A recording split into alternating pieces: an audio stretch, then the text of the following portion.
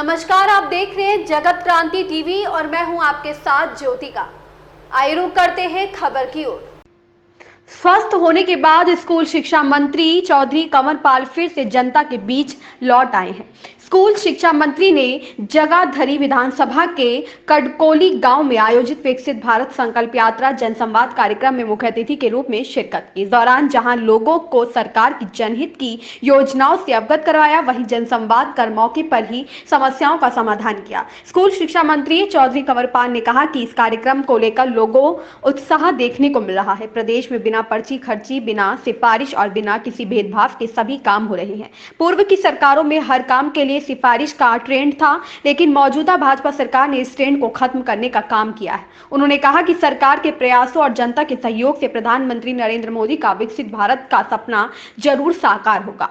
विकसित भारत संकल्प यात्रा जनसंवाद कार्यक्रम को लेकर लोगों में भारी उत्साह देखने को मिल रहा है। देश भर की तरह जगाधरी विधानसभा के प्रत्येक गांव में भी यह यात्रा जा रही है। इसी कड़ी में आज यह यात्रा कड़कोली गांव में पहुंची। स्कूल शिक्षा मंत्री कंवरपाल ने कहा कि विकसित भारत बनाने की दिशा में केंद्र और प्रदेश सरकार ने कई कल्याणकारी योजनाएं चलाई हैं। जनता को आज सभी योजनाओं का लाभ ऑनलाइन मिल रहा है। सरकार का उद्देश्य है कि गरीबी को खत्म किया जाए। उसी उद्देश्य के साथ सरकार काम कर रही है। जनता के बीच इन कार्यक्रमों को लेकर काफी उत्साह है। पूर्व की सरकारों में हर काम के लिए सिफारिश का एक ट्रेंड था, लेकिन हम धीरे धीरे उसे खत्म करते जा रहे हैं।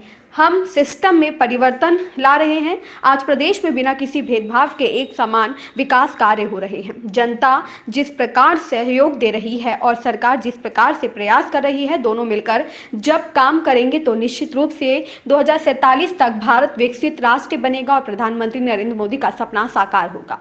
यमुनानगर से राकेश भारती की रिपोर्ट। जैसे माननीय प्रधानमंत्री जी ने कहा, विकसित भारत 2047 तक देश को विकसित राष्ट्र बनाना, और उसके लिए जितनी भी योजनाएं हैं, चाहे वो खुले में शौच जाना उसको मुक्त करना है, चाहे पीने के पानी की बात है, चाहे गैस देने की बात है, चाहे और जो योजनाएं हैं उनको ऑनलाइन करने की बात है, चाहे मेरिट पे नौकरी देने की बात, जितनी सारी, चाहे किसान को सीधा सीधी पेमेंट देने की बात है, चाहे जो गरीब आदमी है उसको एक लोन देने की बात है, उसका ब्याज भी सरकार देगी, तो गरीबी समाप्त करने की बात जो है, तो ये सारी योजनाएं इसलिए सरकार ने चलाई कि 2047 तक हमने भारत को एक विकसित राष्ट्र बनाना। तो उसमें काफ़ी बड़ी संख्या में, जब हम गांव में जा रहे तो काफ़ी बड़ी संख्या में लोग हमारे से मिलने आ रहे, और उनमें से ज़्यादातर समस्याओं का समाधान हम एट द स्पॉट वहीं पर ही तुरंत कर रहे हैं। जो अधिकारी हैं वो लेके जाते हैं, उनको करके देते हैं। जैसे किसी की पेंशन लगनी, वो पेंशन साथ ही लगा के दी, आयुष्मान का कार्ड बनना वो बना के साथ दिया, और बीपीएल जो कार्ड थे वो साथ के साथ बना के दे रहे।